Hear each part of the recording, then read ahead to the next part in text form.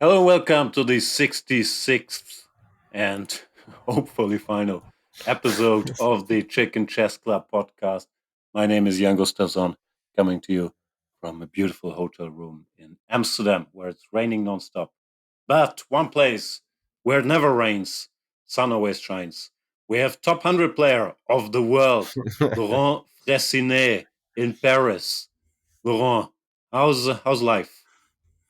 Life is good. We couldn't record the last few weeks because of. I will blame Peter on that. He has this new Obviously. hobby, new hobby. This golf, which is taking him like half of his days or more even. So yeah, it's nice to be back, and a lot have happened in the chess world. I followed it all in great detail. Peter Heine Nielsen coming to us from, I don't know where this is, Vilnius, Shirley. Cholet, exactly, and excellent pronunciation, I think. So that's true. Yeah, I'm here back with my for the weekend, and as Laurent points out, I'm doing a lot of golf these days. I'm basically trying to live like a golf professional, being on the course early and training hard. Although that to blame our lack of recording fully on that, I think would be technically quite incorrect in a way. But enjoying a bit of break between, Magnus had a long stretch of tournaments, so there is a bit of a pause there before he will start playing a lot of again. So I'm mainly focused on golf these days, I would say, indeed. And improving a bit, but not a lot. But we have excellent weather here in Lithuania, although that, of course, now I've drawn every curtains and the trace of real light. But in general, we have spectacular weather. So I'm enjoying it being outside as much as possible. But it's only a break for the weekend, no? Because he's playing on Monday, No, and then that's true. I and mean, then there is this European Club Cup where he's yeah, also it playing. starts again. But I mean, he was doing the World Cup, which luckily took quite a while, as he did well, and there was a short break there. But you're right. He's playing, I think, several. I mean, events. He's also isn't he registered for the Qatar Masters Hmm. Open tournament, for instance, and things like this. So there is stuff to look forward there also on the chess front. And well, just so Gusti doesn't lose complete faith in my work ethics, of course, I'm thinking about it a lot. I never And doubted it. Thanks. Jan, you are cashing in Amsterdam, right? No, unfortunately, not cashing in. I do this new thing where I go places and I'm a guest and I do nothing. I get no money, but I hang out and say, "Oh, interesting move there by Vichy." So you are the That's new my thing. Lubo, yeah? Yeah, So you, Lubo is also here, so the old Lubo is very much in place. I'm not sure I can match his energy, but yeah, it has a bit of a Monaco vibe. Like Lubo is there, yelling I moves. didn't know. I didn't Piquet know that. showed up. Yeah, it's very very Okay, interesting. I won a blitz match against Smates yesterday, so I feel very strong. Not sure I'm supposed to talk about it on the podcast, but according to my count, I won 5-3. He claims it's 4-3, but I think it was 5-3. So I feel highly qualified. I'm trying to only play other retired people. So today maybe Chuchilov. Chuchilov is also here. I think I could beat Chuchilov in blitz. Yeah, for sure. No, Lubo as well. I mean, okay, play also guys. Piquet. I mean, all of Yeah, them. But yeah, Piquet yeah. probably won't play, no? I think he will. He will, yeah? Okay. I think he likes chess. He's one of those people. Okay. Yeah. What's Other PK than doing that, these days? I do not know. He seems to be doing well. I'm not sure if he's still involved with. Um, I think he was out of the Van Oosterome business and started doing his own thing, but I do not know any details. I'll ask. Unless I watched the Equalizer 3 yesterday. It's a great movie series with Denzel Washington. I went to the movies. And it's basically Denzel Washington killing people. Because of the title, I always imagine instead of Denzel Washington, it's Peter Leko doing all the killing. It makes it a lot more Awesome enjoyable. title for a chessable cause, yeah. Yeah, the Equalizer Part 1 till 3, highly recommended. It was very violent, though. Sometimes you have to force a draw. So, Chess World, I followed in great, great detail from the movies as closely as Peter follows chess from the golf course. I followed the Nakamura Carlsen match, which was won by Carlsen, was it? Correct. Yeah, the boss made their way to the final pretty easily. The boss won their matches convincingly. I can't recall a close. Naka against Maxim Maxim was actually leading. doing quite some damage to Naka in the 5+1 segment to some extent, right? Maybe Naka manages to catch almost up in the end, but it's true, when it get faster, he was crushing him. So, I No, mean, it was. I think it was for Maxim. It was. I'm sure actually it was +1 for Maxim before the 1+1. mhm. But then it became, Plus as you 5 for said, Naka, maybe as well. yeah, Yeah. +4, +5. Yeah, so he basically lost every single game in the 1+1 portion. I So think also, I forgot which one, but Magnus also had a match where you felt it was competitive for a while until suddenly it was not competitive at all. And that mhm. seems to be how Magnus and Naka do it, right? That, well, at some point their opponents break in a way, and points just starts rolling in. No, the biggest surprise for me was that No, thank you. Magnus. I'm the sorry. biggest, the biggest surprise for me is that Magnus completely crushed our boy Wesley, who is there in Amsterdam, and he's since the World Cup. I mean, Wesley is not. I don't know. He's not. I don't know what happened to Wesley. Yeah. Yeah, it's rough to see. He didn't do well in this World Team Rapid thing. And here yesterday, I think he lost his first 3 games. I don't know. I always root for Wesley, of course. So I hope he'll get back on track. But it's been, yeah, I can't recall a stretch like that. In classical, it can go wrong for a while, but he's always been so stable in Rapid and Blitz. And now he's just He lost like all the 22-7 against Magnus. I mean, this is. I mean, yeah. Magnus is a huge favorite for sure, but still, I mean, 22-7 is really it's half. No, I think when things go wrong, he might lose a bit of courage or interest there. But it's not just the match against Magnus. It's really Yeah, of else course, haven't it's been the up to his world thing. level for a while. But also, Yeah. I don't know how these guys approach, let's say, matches against Naka and Magnus. I mean, well, you can take it very seriously and start playing relevant prep, but there is so many games and such a small likelihood of success. I don't know how one would deal with these kind of things, to be honest.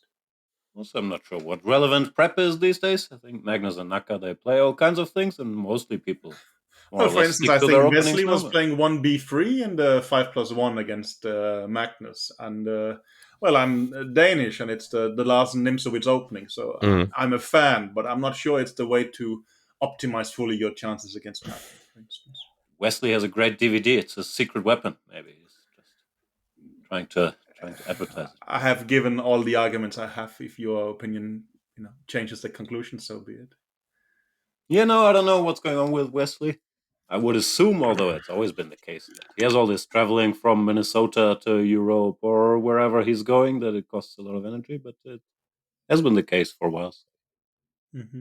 I don't know. I hope he gets it together. I always root for Wesley. But here Yeah. it's rough because he was told the opening ceremony that he's not supposed to play Berlin. And maybe it was a joke, but I'm sure he's trying to live up to it. I saw him play French in the first game. And come on, just play Berlin, Wesley. No one's going to kick you out of the tournament. It's fine. No, Didn't they say should be sort Petrov. of on the back side of their player's card. There should be some kind of sentence like where it says, "Okay, don't play the Berlin" or whatever. That would be reasonable.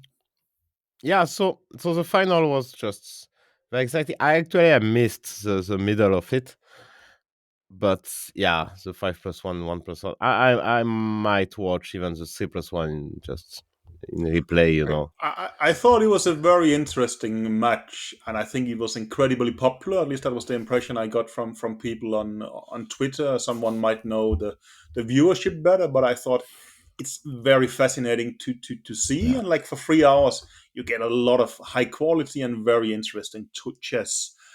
I thought in the beginning Magnus was kind of dominating chess wise and result wise, but I mean, well, it was clear that he is the better player. Nakamura could compete to some extent from a practical perspective and not make the score too bad, but he was generally getting strategically outplayed, I would say.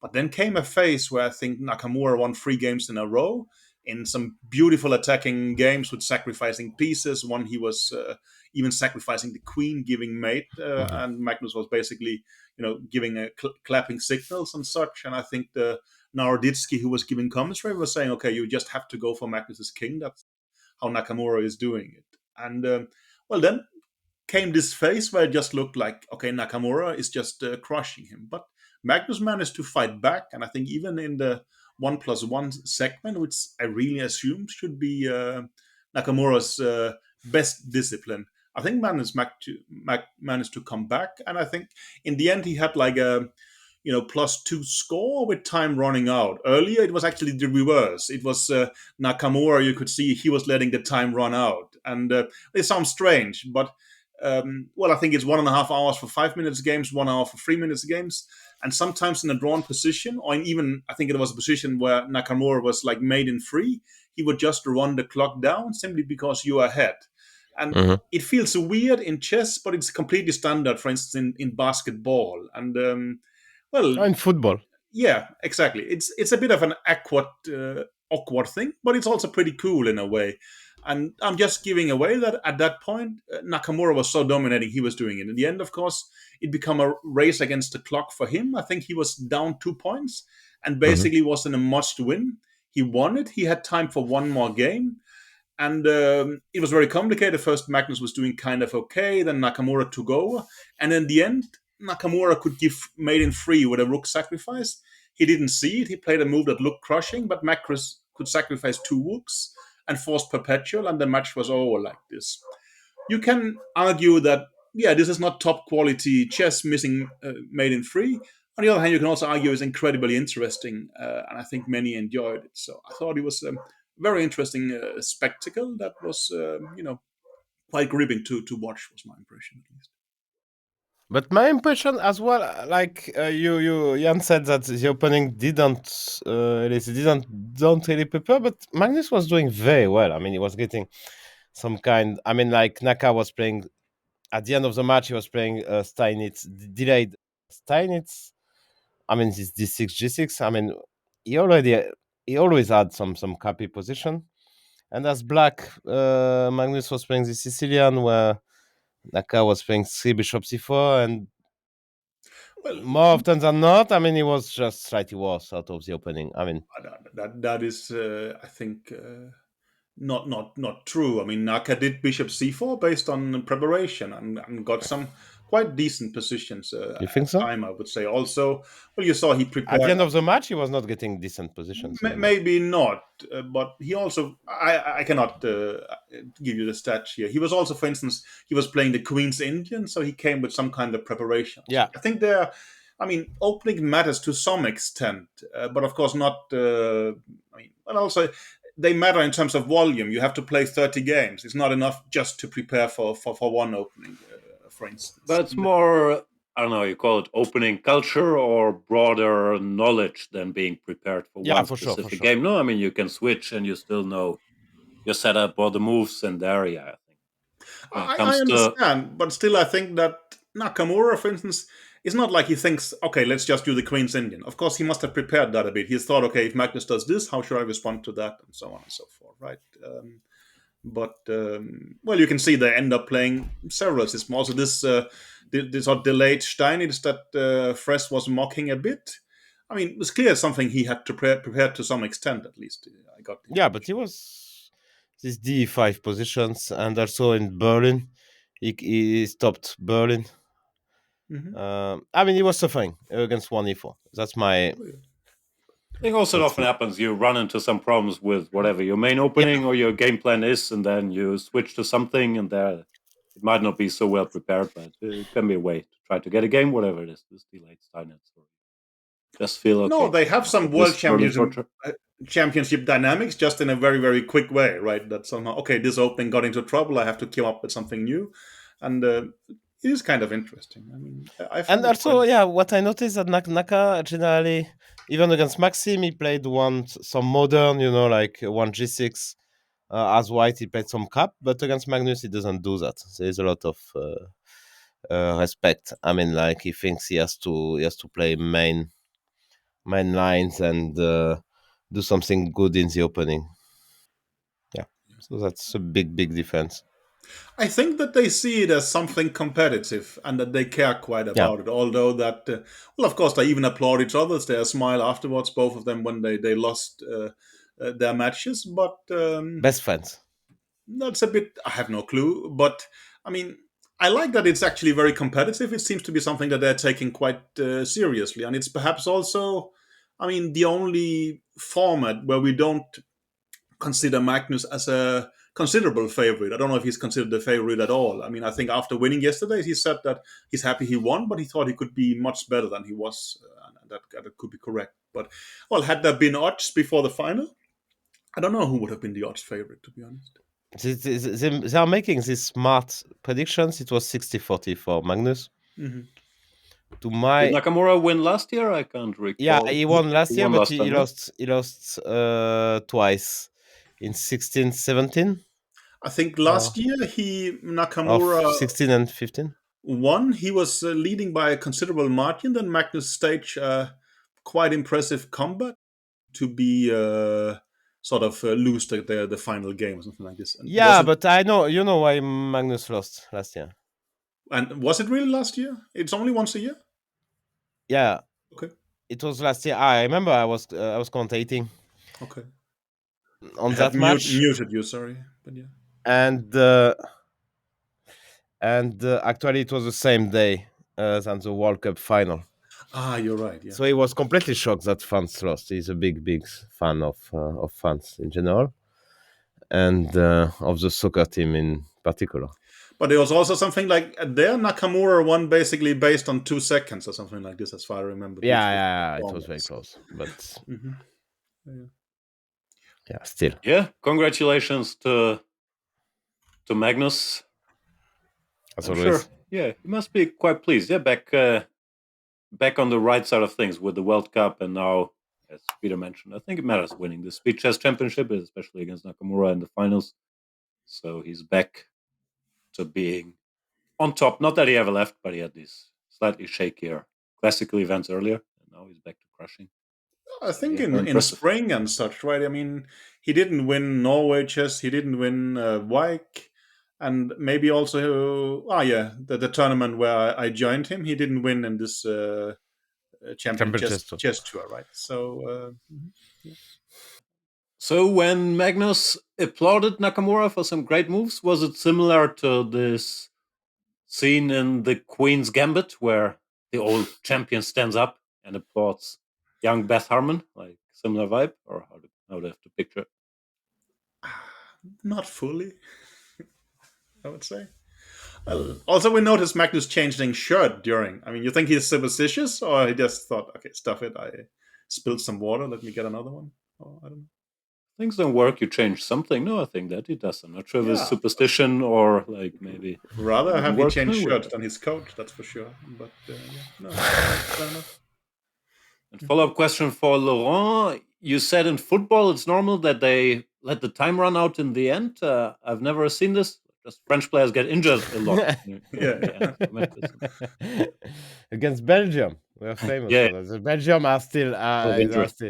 That's actually the fun part. I mean, we enjoy that. That's the Belgium are still complaining about It's rare that. that I, give praise to international sporting bodies, but I think not FIDE, FIFA has done a good job there by sort of adding so much extra time. It actually means that Yeah. France will start cheating less, and the game becomes more interesting. And so.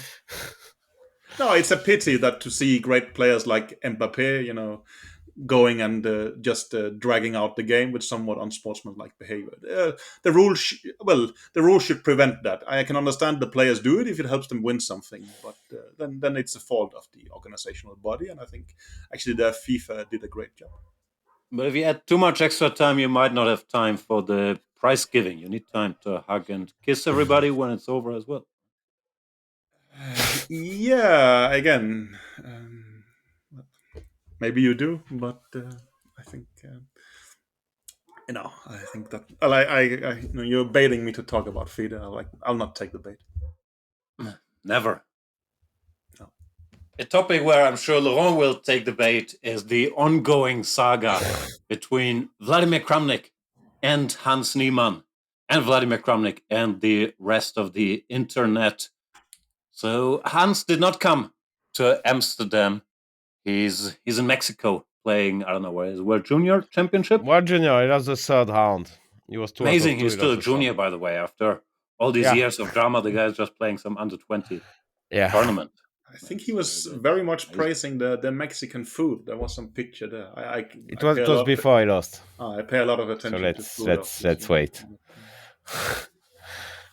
So It looks Laurent, great. fill us in. How did it all start? Kramnik played against Niemann and he played f6-g5 and So it was a checkmate, or what happened? it was a friendly hashtag friendly match on Very chess.com. friendly. So you just, as we all do, I'm sure the listeners are doing that. You just connect online.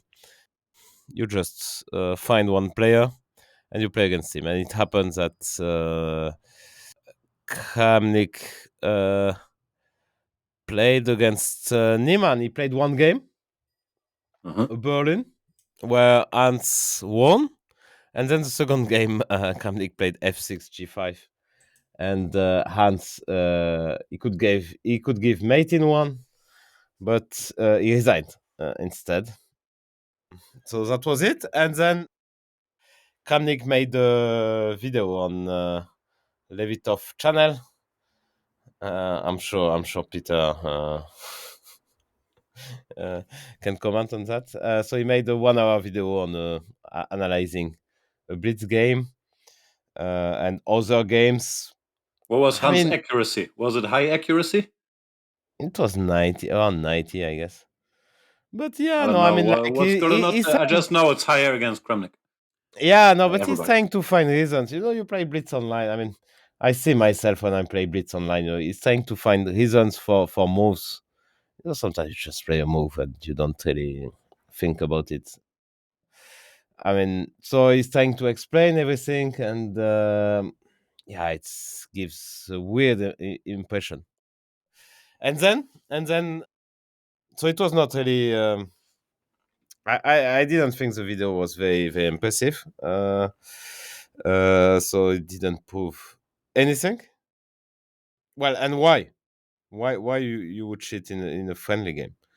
I mean, that's the first question. But I assume what people do is you prepare your cheating equipment, then you go play friendly games on chess.com, and you wait until you play Kramnik, and then you switch it on. No, that's what the statistics say, I think.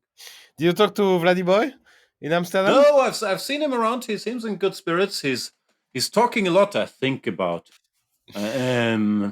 what's going on there and the math behind it, but I haven't got exactly the details. Yeah. And of course, it's fun to mock, but as they say, just because you're paranoid doesn't mean there's no one cheating out there. So I'm sure he has some points, but he seems very much into the topic, let's say. So he gave this 2 hours interview to Kawana and Kirilla. I mean, okay. Again, I'm not. Do we take that personal? No, I think it was a good one. It wasn't. It's always interesting to listen to Kramnik talking about chess, but yeah, it's. But Laurent, real talk, don't you think? Serious question for a change. Not just Kramnik, but that a lot of our top players are, maybe it's also in the character, but are going a little overboard, thinking everybody's cheating against them all the time. I feel especially with the top guys that mindset is creeping in, or the topic is around more and more and more. And I feel it's a bit dangerous, because if these guys think everybody's cheating, in my mind, not always correctly. Like, who do we have as good judges if the top players just think? Yeah, no, that's it's happening all no, the time. okay. I mean, they are just, and I played it myself. I mean, I played this play-in. I qualified a couple of times for this division. Once for Division 2, once for Division 3. Just to be clear, you were not cheating, right? I wouldn't think so, no. No, okay. Last time, I think he was. There was no one. Yeah, no, I mean, like, I didn't see the Kramnik video on the game against you. No, yeah, because I played Kramnik. Actually, I won a mini match with Kramnik, but the first game was quite funny. I mean, I was winning, then when he he could repeat moves or give mate, I have a which I feeling actually of didn't deja see. vu now. And actually, it's funny that when he is repeating move, I mean, it's mate in 4 for him. So I don't think he's suspecting me. And then I won the second game, but who knows? I don't know. But I played, I mean, like a lot of playing. I played like 4 or 5. Then I played these leagues, these matches, and I never had. Maybe call me like naive, but or maybe people think I'm too bad to cheat against me, but I never had the feeling. I'm checking my games afterwards, and it's just fairly standard, fairly normal. I never had any doubts. It's up and down. I get my chances, they get their chances, and it's all very, only against Magnus, he didn't get any chances. So I just crushed him in the qualifier. But that was what I mean. At some point, you hit the ball one time out of 100, and it happens that day. So yeah, overall, I think they're just. Mm. And Fabi seems to think the same, and MVL also tweeted about that, like because Kamnik is giving a number that he's saying that he thinks that 20% of grandmasters have already cheated once or small help or something online, which I think is too too much. I mean, I cannot imagine 20% of title players. Yeah, I think it's way too high. Even these title Tuesdays. I mean, I didn't have any suspicion. Or I mean, maybe I'm definitely too naive because I never.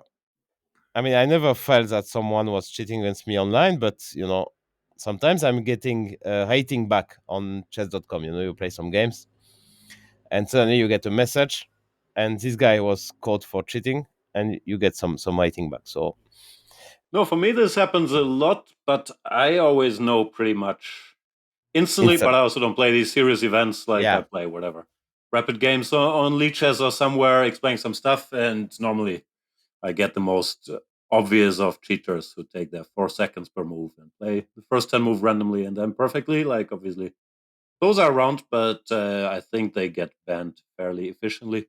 No, but my point was, and I'm not sure if I'm right about this, but clearly cheating exists online, but it's very hard to um, point out the real cases if a lot of the top players are convinced that everybody's cheating all the time anyway. And in a way, it makes it easier for the cheaters if we get this attitude or this vibe. Yeah, everybody's cheating all the time, but we can't prove it. Then because I think it happens, but by no extent to the No, 20. amount that people think or talk about privately. And if that's what the top players believe, what judges do we have left? I think that No, of the course. attitude has gotten a lot of You, you attention. you mentioned I also had this in Banter Blitz.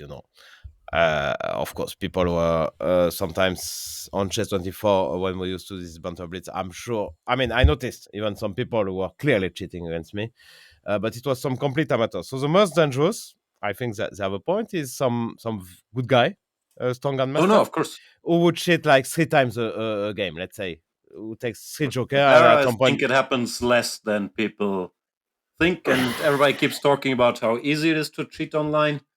But it's still people don't. I don't know. It's some effort, and people don't know what can be detected and what not. And I really doubt yeah, everybody. I don't know if you get The help like, cheating let's say, mechanisms. 3 times a game. No, of course it's not difficult.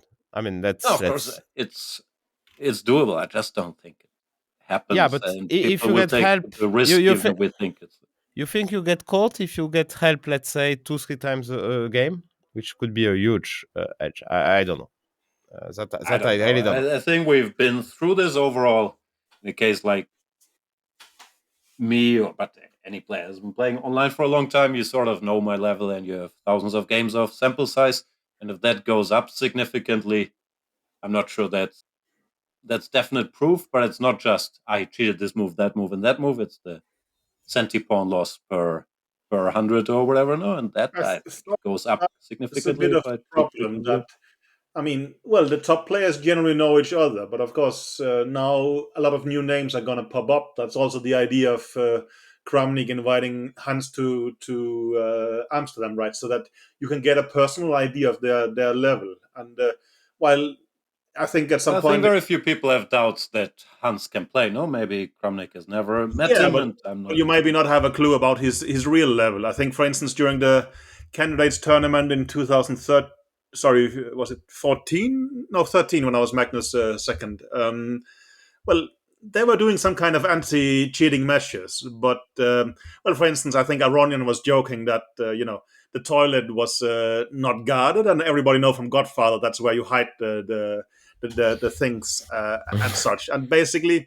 well, it's based on trust. Everybody knows each other for a long time. We know their level of play. Should that suddenly change dramatically, people would be suspicious. That's more difficult these days. I mean, I don't know if Kramnik had ever seen Niemann physically before. I mean, I can see Yeah. the top 100. I know, all guys like Laurent, right? But there might actually be people I barely know who is, and I've never spoken to chess about. And that can trigger some kind of suspicion, obviously, I think. No, I know. Also, Yeah. oh, sorry, go ahead.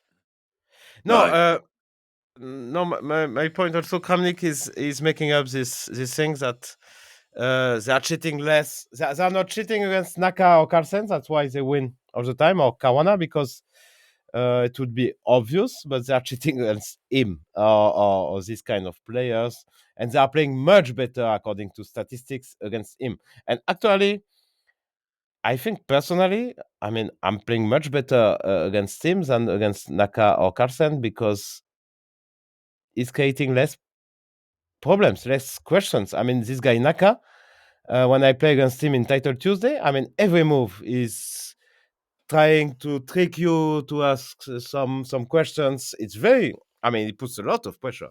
I can guarantee. While against Kramnik, I mean, he will play this fianchetto stuff, I mean, you play your Catalan. There's no, it's not the same. I mean, it's just different. You make less mistakes if you are not under pressure. I mean, against Naka, you are. I mean, you can check my Title Tuesday games against him. I mean, he puts so much pressure. He's playing fast. He's looking for tricks. It's just very hard to play against him, and you make more mistakes, of course. yeah, that's never been an exact metric anyway. And of course, I agree with your point, but similar to the old point that I think Kramnik himself was making fewer mistakes than Kasparov, and I'm sure the same goes the other way. People were playing more accurately against Kramnik than against Kasparov, because if someone plays more sharply Of and is course. trying to create more of a mess, more mistakes will happen. Then online with these very fast guys, of course, if they play very quickly like Nakamura and very often play non-standard openings, of course there will be Yeah, exactly. way more Yeah, mistakes. So that statistic can be. yeah. Last time he played the A6 C6 first two moves against me. I lost in 20 moves. I mean, if you look at the game, you think I'm a That complete. is a rough opening. Yeah, no, I'm a complete beginner. And yeah, no, it puts pressure from the. Actually, you're right. I mean, from the very first move, it puts pressure because you're just out. You have to take the center. I mean, you are not used to it.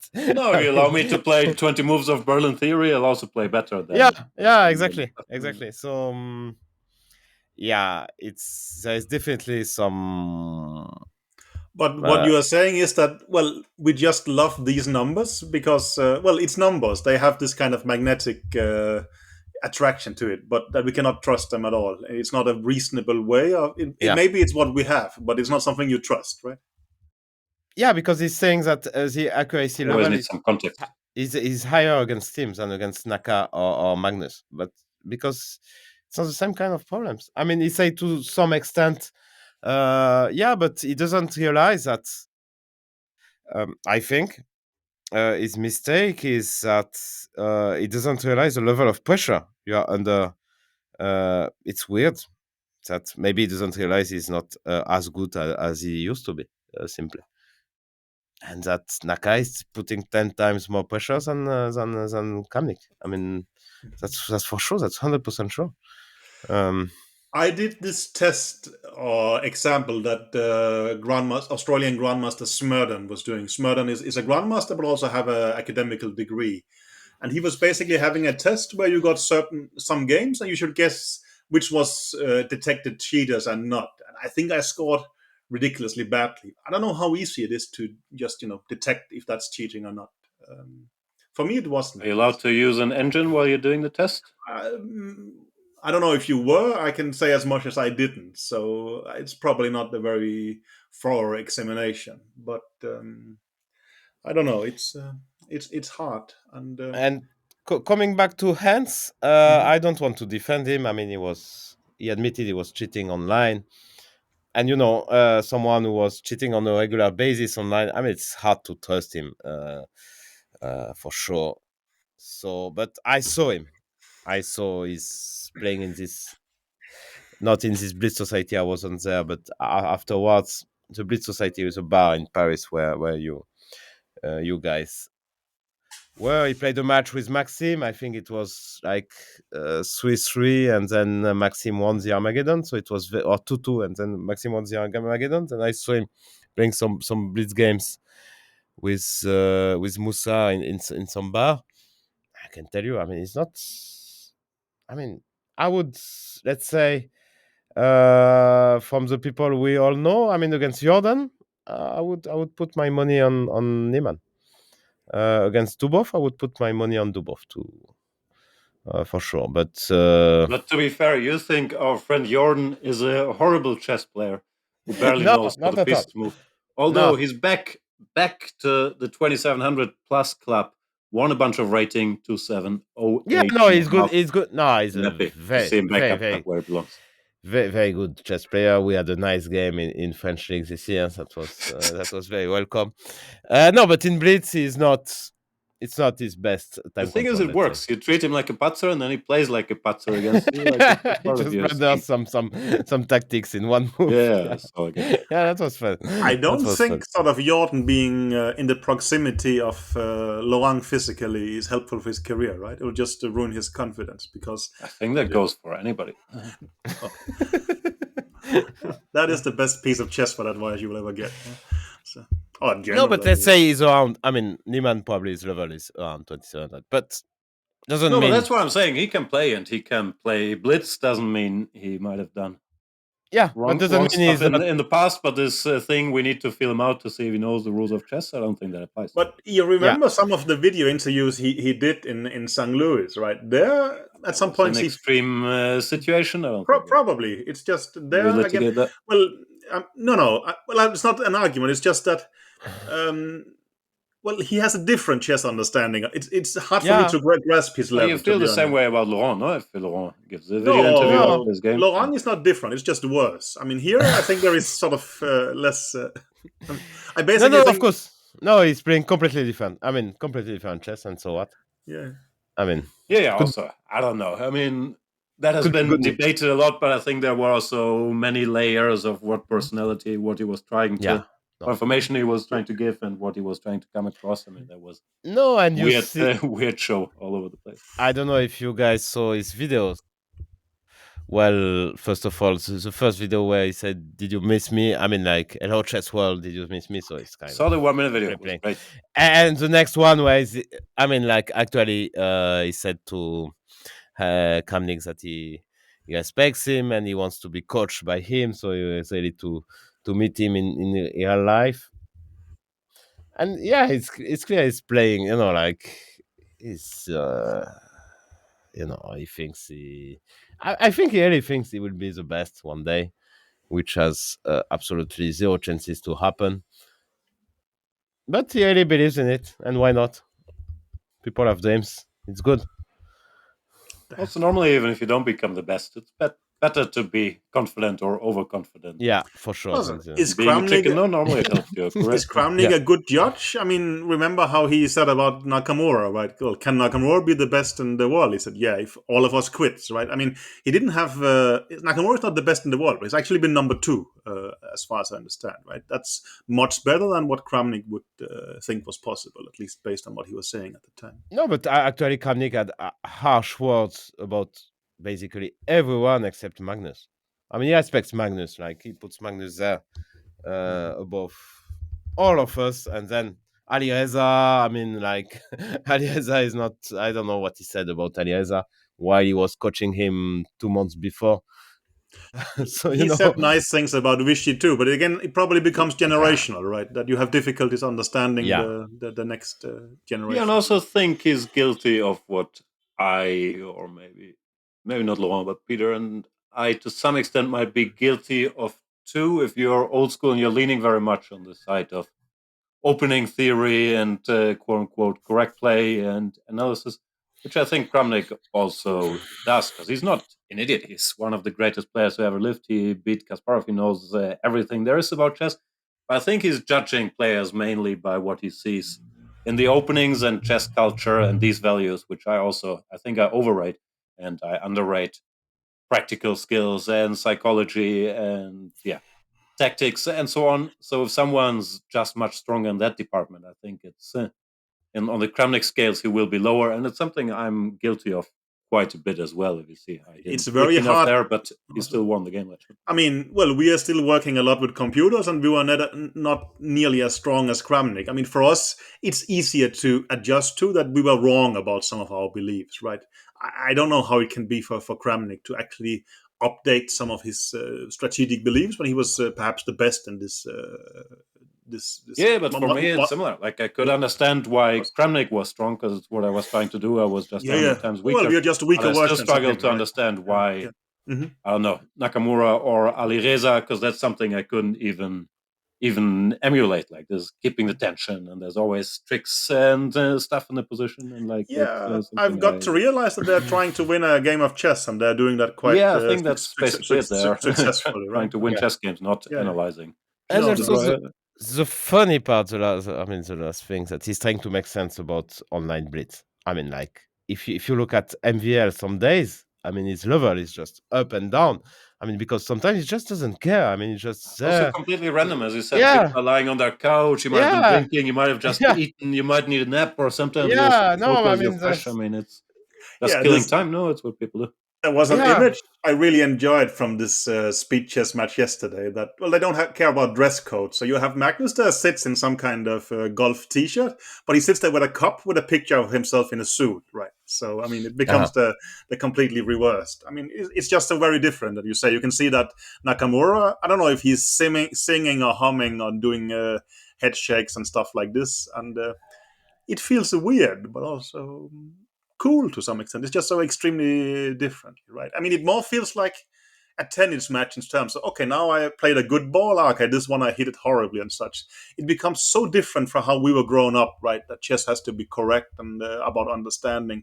And well, I'm sure me and Jan, we greatly sort of diminished the sporting aspects of our game. We were trying to make it as little sportive as possible, right?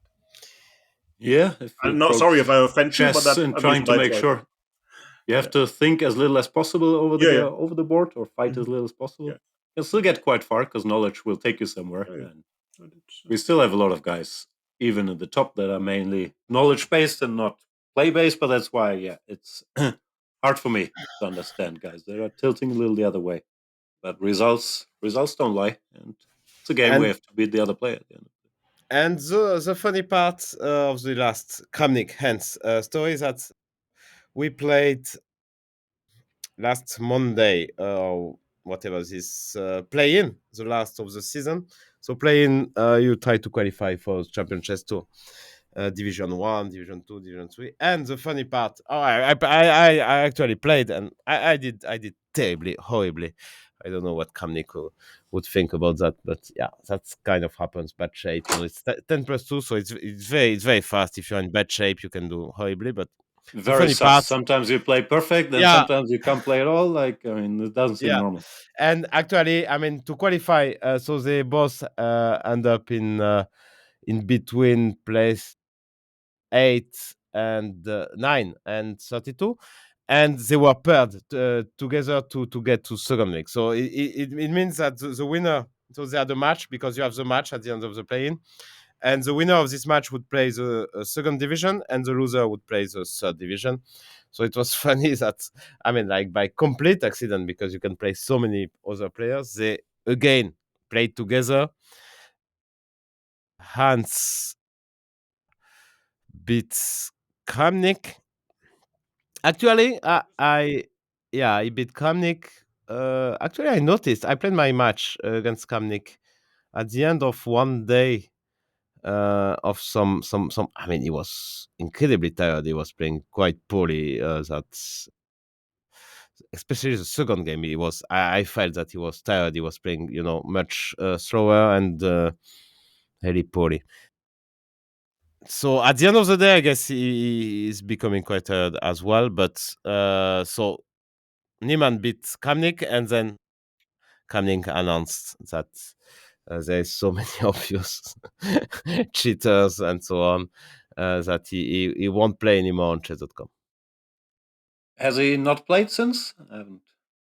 I don't know. I don't think he did. It was last Monday where he called Saturday, so I don't think he did. He's busy on this Levitov chess week, so I don't think he did, but I didn't check. So yeah, which is again in these play-ins, I don't know. Maybe there's some few guys, maybe I don't know. Maybe there's few guys cheating, but it's not. First of all, it's not obvious at all, and it's not guaranteed. No guarantee at all. I mean, so yeah, I don't know. You should talk to him and report to us next week, Jan. Yeah, I will. That will be very interesting. No, it's complicated because I'm sure he has some valid points, but there's so much he thinks that it's not so easy to filter out what I would consider valid points. But yeah, I'm curious. Sure, the topic will stick around.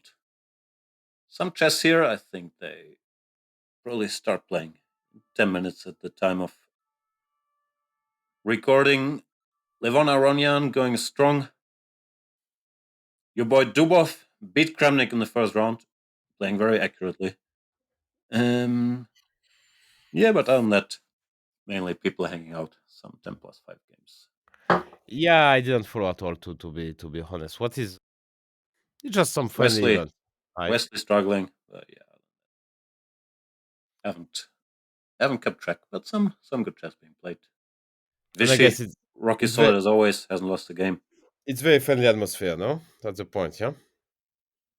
I would think so. Yeah, Yeah, just they're trying to recreate this Monaco vibe. Yeah, like people take it seriously, of course, but try not to play too boringly. It's more about the vibe, the result. Although I'm sure they will want to win. so shout out to Levitov channel. I mean, I was watching this 24 hours with Kasparov, like the first 12 hours. There's subtitle in English. It's just fantastic content. Did you watch some of? Yeah. I mean, No, if I you haven't seen any I of it. just fantastic. He's It's in talking about. Russian, but you can read the It's in subtitles. Russian, and you have subtitles in English. And it's just great content. I mean, Kasparov, of course, is very. I mean, No, in general, from what I hear, there's a lot of excellent content. I think a lot is in Russian, so I normally don't make an effort. But he's trying to do things that other places don't yeah, do. no, Trying to these show 24 hours. I mean, how like top players think and so on. So I'm sure it's interesting. there's only 12 hours for the moment, which is already quite a lot. And it's just I'm just binge watching the stuff when it's out. I mean, like I just he's a very good interviewer, and of course Kasparov, you don't need to give him, so he can talk by You himself can as talk. well. Yeah, so yeah, it's always interesting to see. I mean, this cup of Kasparov match, I mean, like I grew up with that, and I'm always I read so much about it. I watched so many videos, but still, it's such a magic on these matches that yeah, I never get you know enough. I mean, just fantastic to listen to that. Yeah. Same here. I don't watch a lot of chess content, as you know, but that I Yeah, might actually do. yeah, that's the only chess Well, it's content the same actually as I'm our youth, watching. and always fun to learn new wrinkles and stuff from the guys that were involved. So what else do we have going on? So Peter's Peter gone, left, so and can he's we finally speak freely about oh FIDE? Any new sponsors? FIDE, please. We are still available for any jobs. Sure. We Appeals saw committee. Susan Polgar made the appeals committee. The In question we Mexico. have is, why not us? Oh, yeah. Why Mexico. not? Mexico. Hablo we would- español. Sí, señor. Puerta decir, no pasa nada. Entiendo el español. No You're hablo. French, basically. Mi español es muy malo, muy malo. Pero entiendo todas las cosas. Oh, impressive. You do speak some Spanish. I'm supposed to speak. I studied like 6 years at school. So Oh, okay. it's not That's as good as your French. 4 years of course. French. So Yeah, you speak much better French than. Okay, done. Yeah, so yeah, please. I mean, behave yourself, Fide. Emil, if you are listening to that, I'm sure you do. You should find a job. We can. Yeah, then we'll talk a lot. We'll say a lot of good things about you. Don't worry. Yeah, I need a line of work, Emil. Now that the Rapid Team Championship has ended with the glorious victory, I need stuff to do. My only requests are it's a 5-6 star hotel in some exotic location. I don't have to do too much, but other than that, very easy going. So Yeah. appeals committee, I think it's perfect. Yeah, please. So What else is going on? There's the AI Cup is coming up. AI, artificial intelligence. That's Champions Chess Tour. Who's playing? Magnus, Giri, Nakamura, Nepomniachtchi, Mamedyarov. Oh, and two Frenchmen, MVL and Alireza. Ale. Yeah, two Frenchmen. So I will watch my boys, and I will be paid to do that. To pay. I will take Magnus and Naka, and you can have MVL, Alireza. I don't even want odds, just because I like you. Yeah. No. Wow. No. Would you take? Okay, you can have Giri too. I don't want gay. I give you gay. Okay, I take Magnus and Naka and Giri. You take MVL, Alireza, and Nepomniachtchi. Come on. I think I can take. You think? I think Magnus and Naka against the rest of the field is already very unfair. No. Yeah. Magnus against the rest of the field could if you be. can get Alireza and MVL, like how could they be underdogs? Do you think Magnus is a favorite against the rest of the field or not? Probably. He's won a little more than half of these, no? Yeah. And I So- can. But he if never I had re- to deal with both Alireza and MVL. I can Depends if Peter will. I you can will join reveal that I'm Magnus? not physically Okay. at the presence of Magnus during the So event. then it's one. Ah, okay. It's one for Magnus. Then I'll Right. take Magnus against the field. Yeah. So yeah, it will be interesting. I will report. I'm commentating that, so that's Okay, good. but let's make it more fair to still exploit your French bias. If I take Nakamura and Nepomniachtchi, and you get come on. MVL and Alireza. No, but take your boy Gay. Come on, he's good. Look, he's well prepared. His openings are great. He can change every game. He can play one E4, one D4, one C4. He's amazing. You take Gay. Okay, I take Giri and you get Mamedyarov on top of No. You I leave take Magnus out? Maxim. I take Maxim or Alireza against Gay. No, You no. choose. You pick your French guy. No, I want you to have both French guys, and I have a competing package. You mean you have like okay? I have Nakamura and Nepomniachtchi. No. MVL, or- You don't take Nakamura and Magnus, and you get the rest. You get the four. You get the four: Lazavic, Mamedyarov, Giri, and Nepo, and I get the two French guys. No. Come on. Okay, we're not proposing fair Yeah. deals to each other, so it's gonna be difficult. Yeah. I can be an impartial judge if I get 10%, if you want. That's basically what we keep telling FIDE. Like, That's we true. can be impartial judges if we get 10%. Silly. Yeah.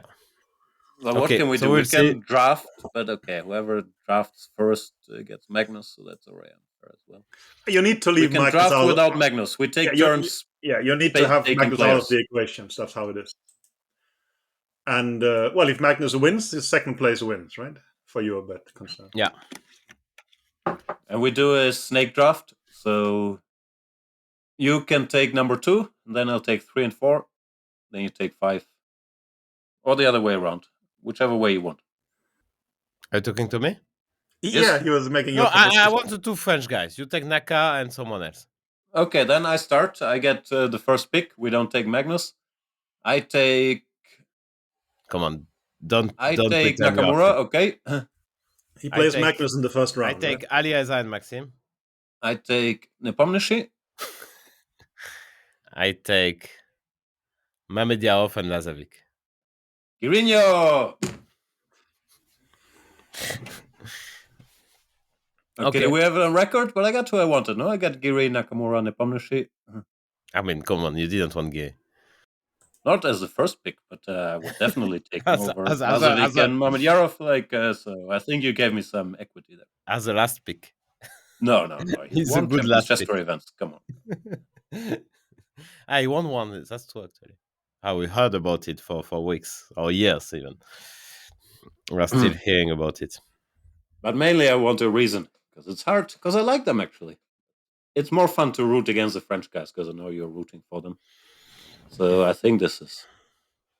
Maxim actually is in great shape these days. He won this Tata Steel Rapid, and then he crushed completely Gukesh and Sarin in this Speed Chess Championship, which I was a bit surprised. I mean, he's very good, of course, very strong blitz players, but Sarin is kind of a blitz specialist, and he finished like 10 points ahead. And with Gukesh, it was even worse for Gukesh. He gave a good fight to Naka. So the French guys with 2 names is back, it seems. At least But a his little ambition shouldn't be to give a good fight to Naka. He should try to beat Naka and Magnus. At least he tried to beat him. No, of course he's trying, but he should be on that level. We can't praise him for giving a good fight and losing clearly. Yeah, okay. But he qualified also for that. So No, of course he's strong, but I'm saying he's world class in blitz, and no one doubts that.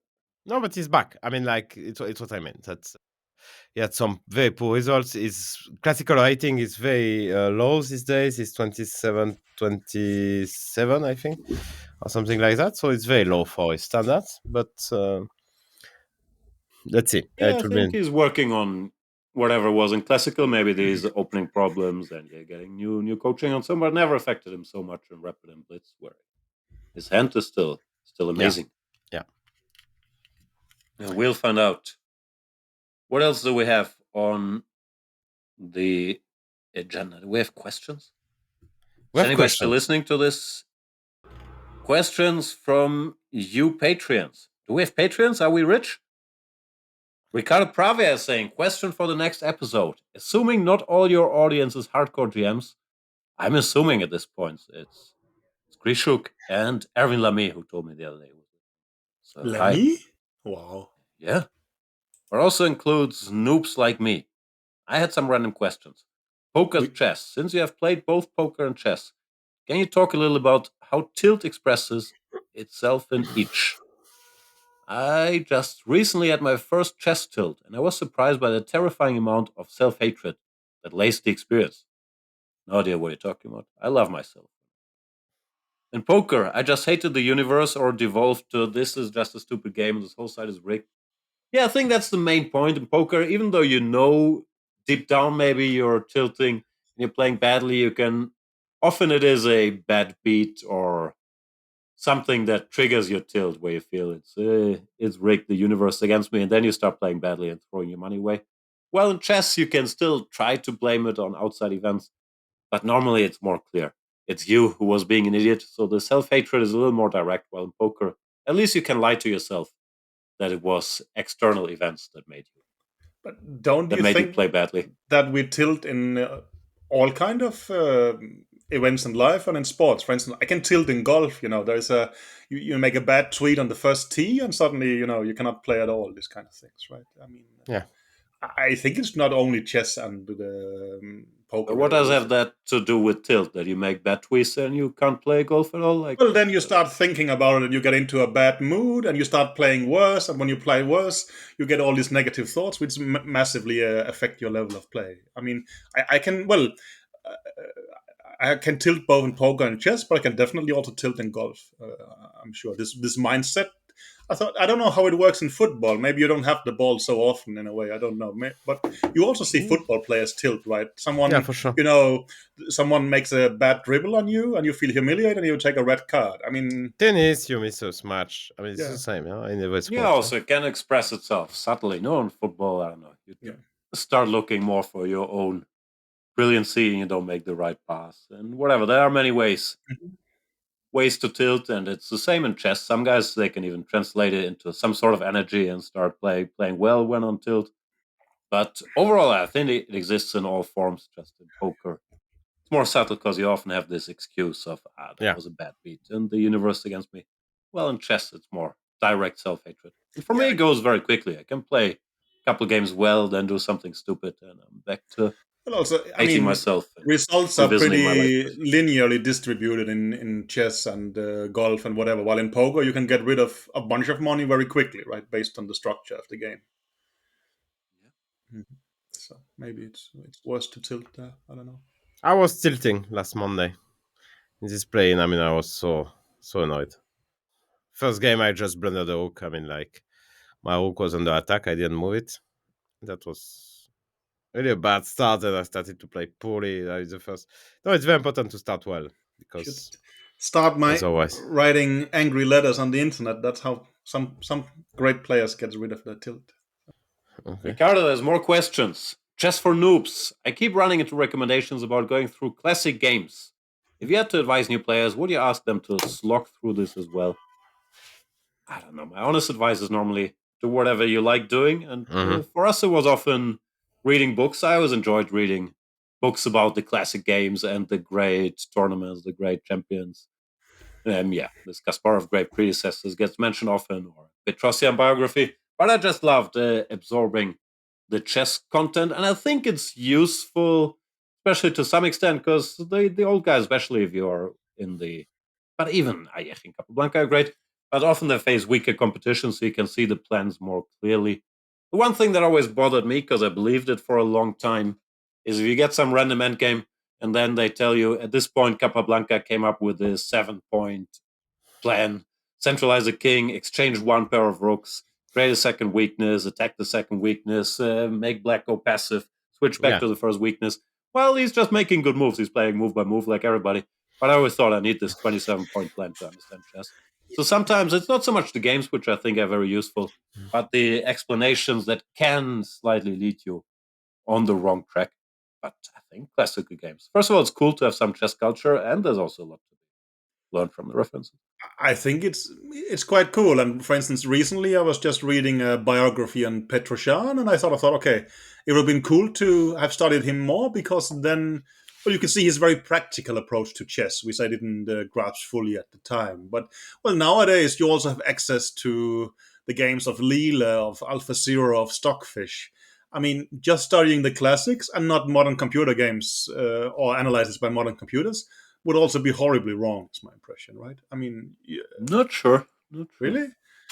I mean, I think modern computer games, especially if you not also no, look at not them with a games, but computer, let's can be say, a bit but overwhelming. Well, yeah, but you not have to think about using the rules. engines to understand chess will also handicap you to quite some extent. I would say. I really don't know. I don't think It it depends will. on the level, I would say. Early on, like I mean, Yeah, if yeah, you have to make yeah. opening preparation, maybe. But I think even a lot of the dominating players of our time. So you hear these stories about Gukesh. He grew up with a computer that many people benefited from adding the computer to the mix later. So Also, I think I'm for not noobs, it's that very familiar with the term noob. I don't know what that translates to in beginners.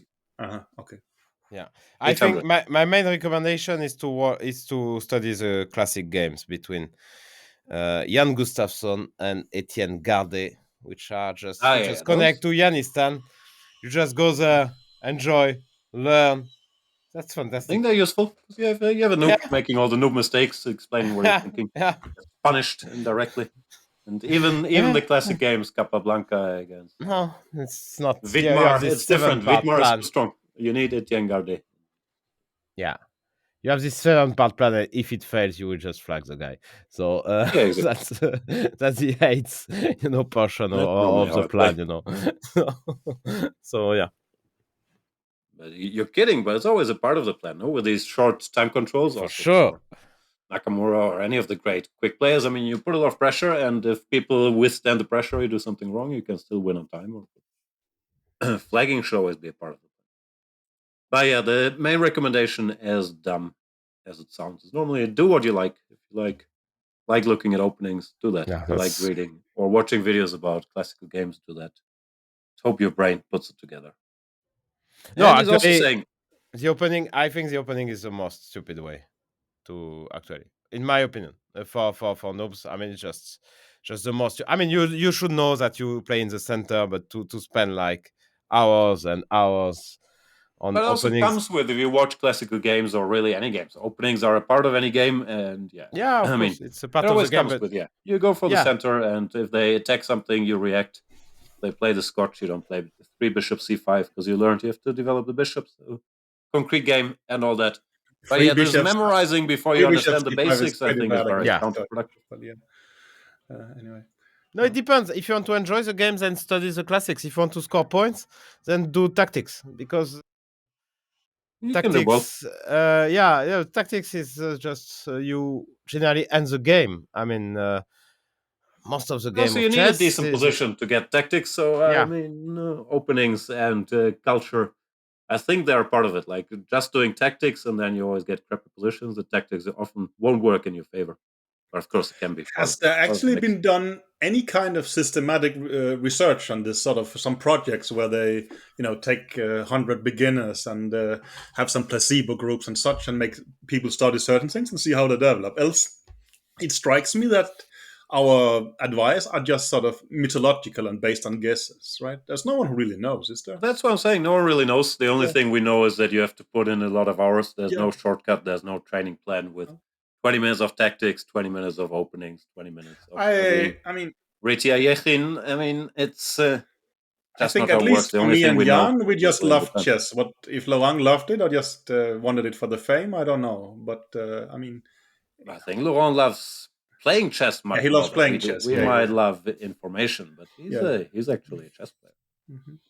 No, of course. I love sitting with a computer engine looking at weird openings. While I think for Lorang that has to be sort of combined with the payment, right? While Lorang actually enjoys playing, and I cannot recall the last time I played a game of chess, to be honest.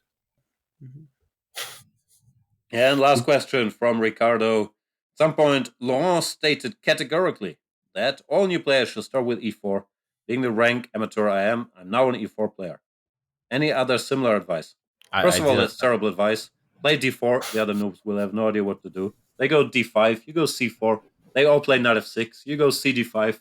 They go knight d5. You go knight f3. Then you go e4. You have a position an e4 player could only dream of. You have the center. You I'm control not. everything. I can't remember. I said But you are something giving like them that. an easy fix to get a good position. You're not trying to teach them how Of course, to. Queen's Gambit. Watch it. It worked well for Beth Harmon.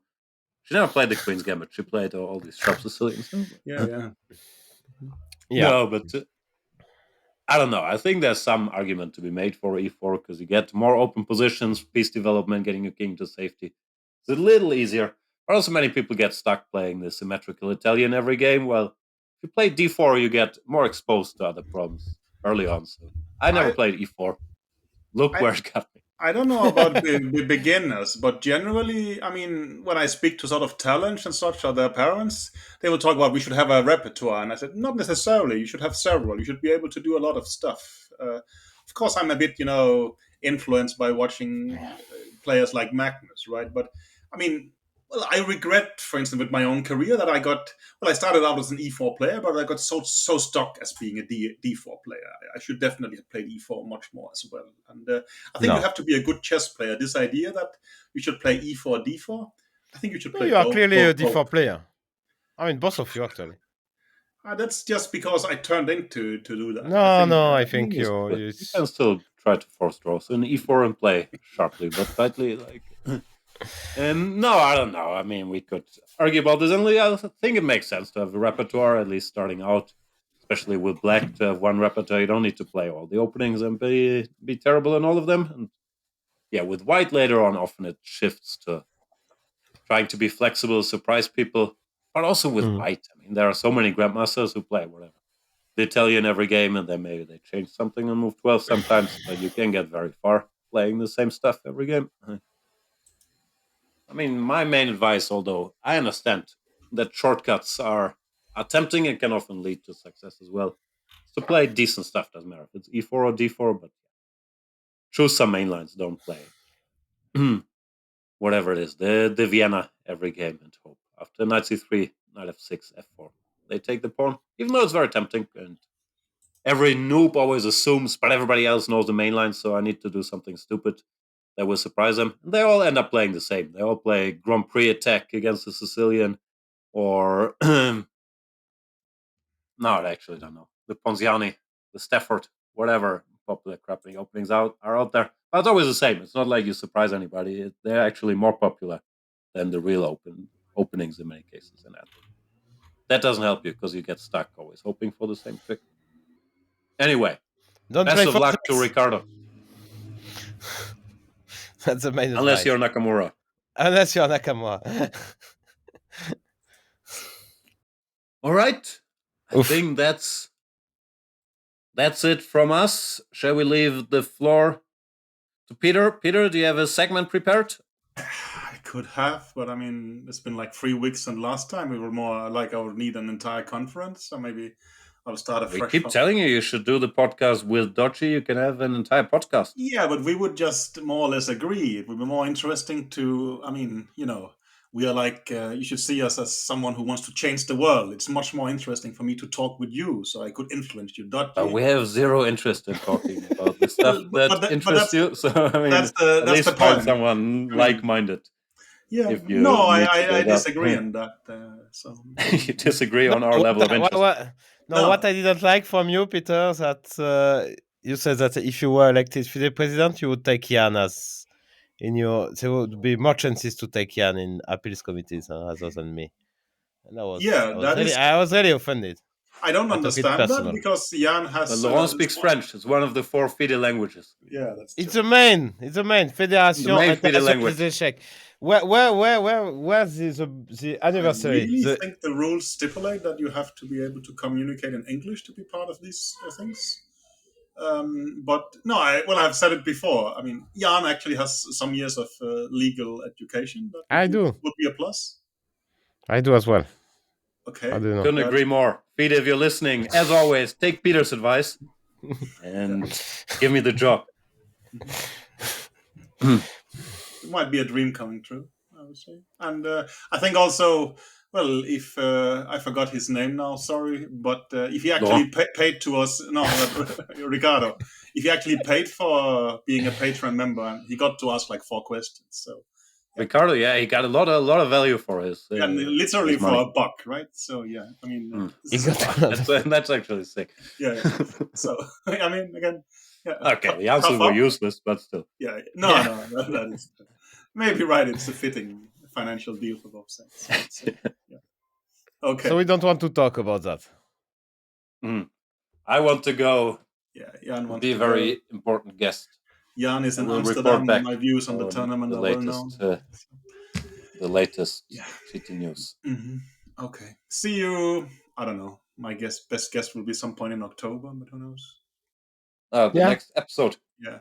No, we have to wait for golf season to slow down. No, Laurent and I are available. No, just Monday till Friday, 10 till 2. Yeah, but again, waiting. I mean, 10. We can also record at midnight. We have different sleeping schedules than you. I understand. Your dream of recording at 5 a.m. then taking No, I want to record when I put my kids to school. I mean, you offered like 7 a.m. No, I offered 8:30 a.m. local Paris time. 8:30? I offer midnight any day of the week. Anytime. No questions asked. Midnight, I'm there. Sorry, but Laurent, what's better for you, midnight or 7:30? It's better midnight, but I'm not always there. No, I'm also not happy about it. Just, I'm saying we have different sleeping schedules. Yeah, I understand. Yeah, but I mean, Peter is not even he's not making his FIDE. I mean, he really wants to talk to us, huh? That's actually Wants to amazing. talk to us about FIDE and convince us. Well, Where's your Twitter body? I mean, I have some questions. Where's your Twitter body? I mean, there's no argument with Sutovsky anymore. Where is he? I think He just gave up.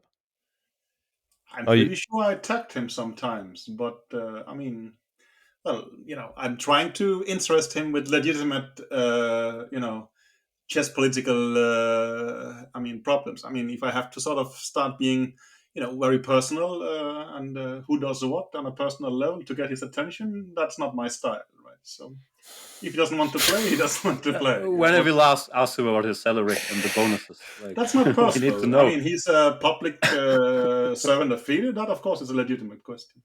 I mean, Public servant of FIDE? we don't know his salary? No, but we know that he gets a huge base salary, then he gets bonuses, then he gets paid for being a committee. But how do you know? Then he's in a appeals committee. We baited Peter. It's a mistake. No. I want to know the salary of Sutovsky. That I don't know. But you were the one. You don't know. But why you say it's huge? You still don't know? All these Why you years say of it's huge? work. You can see the general numbers, and you can see how Slender. many employees there is. It's not that complicated. So they all make Okay. the same? No, I mean, he's the CEO, obviously. I mean, with someone as qualified. So he makes disproportionately more than the others? I would assume so. So it's just assumptions. So you you have don't no know. clue. But Yeah, again, there should be more transparency as such a matter in a respectable organization. Especially towards Peter. Just answer Peter on Twitter if he tweets at you. Give him all your Well, financial I information. think that I'm asking and- reasonable questions. I mean, No, I'm so curious to know how much Sutovsky makes. That's very reasonable. I mean, take my wife, for instance. You can just look up her salary. She's No, that's just I don't care about the organization. I'm just curious, This is not about ethics or anything. I'm just curious. I want to know how much money he makes. That's very normal in a respect. I think even No, of course. if you want to know how much the FIFA president is getting a salary, you can just Google it. Is my impression. That's how Yeah, but transparent. with the FIFA guys, we know that's their only income. Like it's different. Yeah, I don't know. But So, Emil, answer the question. Transparency. You think he's making 5 numbers a month? I think we're in that ballpark. Yes. Like numbers. By the way, like I don't need 10K, any transparency on the appeals committee. No, but they are. Yes, No, but like- that's on the contrary. They are extremely transparent. You can see the numbers in the rules. Yeah. No, that's why we want the job. Yeah. Fair enough. Yeah. No. I mean, We also take cash. I mean, no worries. FIDE. it's pretty. Whatever. Whatever works. I am the Yeah. contrary. I have sent money to FIDE recently. 75 euros. Why? FIDE trainer? No. You are not FIDE trainer. That's probably they charge you 75 for every complaint you have to the ethics committee. Bingo! You got it in one. See, Laurent. That's why Jan should be in the appeals committee. Yeah, no, of course. He's I mean, you much more mentioned legal- it before the. But is it confidential? You cannot Peter talk should about send it. us 75 euros for every FIDE Yeah. segment, especially if we have to sit. The con- Patreon, do that. Subscribe. I can. So, what is your complaint about? Is that confidential? You cannot talk about it, really? I don't want to. You don't want to. It hasn't been. What transparency? We We have a right to know. Of No, course. you don't. Actually, you can read in the rules. Public organization. I'm not allowed. Public servants. Yeah, but I'm not allowed to do it. I could be Why? punished for it because that's the rule. That No, but you just said like 1 minute ago, I don't want to. I can, but I don't want to. I don't. And want now you to say because The it's rules against the are rule. once you make a complaint to the ethics commission, you can't talk about it. What the There complaint is is? definitely documents that has to be confidential and such. I don't make the rules, but I try to follow them. I could risk, things like that. No, you don't want to take that enormous risk, but No. I demand transparency. Yeah. I mean, well, start tweeting. so. Do you want to give us? I will mean, if you complain could. to the ethics committee that we don't know what you. No, you have to cough I'll up, send 75 euros. cough up with 75 euros for that one. Yeah. But, fair enough. I mean, I mean, one of your boys in Amsterdam should be from FIDE, no? There's nobody from FIDE, there? Not I mean, I'm officially, sure. but Yeah, I'm sure you can have some information. from that. Vichy, he's Vichy, that is Ah, the Vichy. vice president. Definitely. Give 75 to Vichy. I will. I'm sure he will gladly take it. No, probably can't take it. Yeah, it's a bribe, but he can forward them to Emil. I don't know. Stuff. Let's figure it out. Yeah, ask Vichy what's the complaint. Does Vichy have access to the complaints database? How does it work? He's vice president. He should have access. No, but what to complain about? Let us guess, Jan. It's a good guessing game, no? What is it about? Could be anything, like probably some So many sponsor on the sanctions list. Sponsor, yeah. Hmm. New sponsor. Either women are getting too many tournaments or not enough tournaments there. Peter is very complicated. I'm not sure which one, but he could be complaining about something like some guy blocked him on Twitter, a lack of transparency. I don't know. Some tournament is happening with him. I really get the impression you didn't pay attention during the FIDE segments. So. I very, very strongly try not to. Yeah, you see. And then you so what is it? Someone had a picture next to the Skolkovo Center or whatever. Like, I mean, it could be anything at this point. Can you promise us that we at some point we'll know about it? Who knows? I cannot. No transparency in choosing the Mexico appeals committee. No, of course, if it gets rejected and such, then of course I can talk about it. If it gets taken, I have to follow the procedural rules that has been agreed. If it gets rejected, you can talk about it. So that's rules are rules. Scenario, rules are rules. Like we will relentlessly criticize them for whatever they do, but we gotta stick to the FIDE rules. No, I think I don't want the wrath of FIDE. I mean, I don't know what. There's no one who is guessing on Giri having insulted me on his Twitter account. No, allegedly. No, he didn't insult me. Yeah, it could be that. Could be Giri. The question could be him doing that. Interesting. Yeah, could be gay. But anyway, your complaint will be rejected, so we'll know soon about it. Could be complaining about Kobalia. That's also true. Could be anything. We'll find out. I mean, there is. I think FIDE should first charge him more money. Sorry, this is a serious complaint. It costs 750 euros. Yeah, I should be able to. There's a chance he's complaining about us. Probably. But, no, it's possible. Very, very, very especially me. Outside chance, possible. Unlikely. I cannot come up with something that I could. Also, you Magnus won the match, so all this selling of secrets was 2021 at some point. Let it go. Yeah, that's true. I think at some point during the last Lorang, I thought, okay, I mean, why are you playing Magnus prep? I mean, you're doing so badly anyway in the tournament. Isn't it a waste? Laurent's doing amazing. I mean, did I play some prep? I don't know. Whatever you play now, no? If you play Berlin, that's Magnus prep. Yeah. Well, at some point I thought, Russia, Magnus prep. I mean, give us a break. You're -2. D6 you're allowed to play. I mean, okay, guys. Yeah. Let's go. My kids are back as well. Pleasure. Thank you everybody so much for listening to this amazing podcast. Rate, review, and subscribe. Press the bell on YouTube or do whatever. For more transparency. We really don't care. We need 75 euros per week. Give us $75. We will answer any question. We need to complain. Yeah. Bye-bye. Bye. Bye.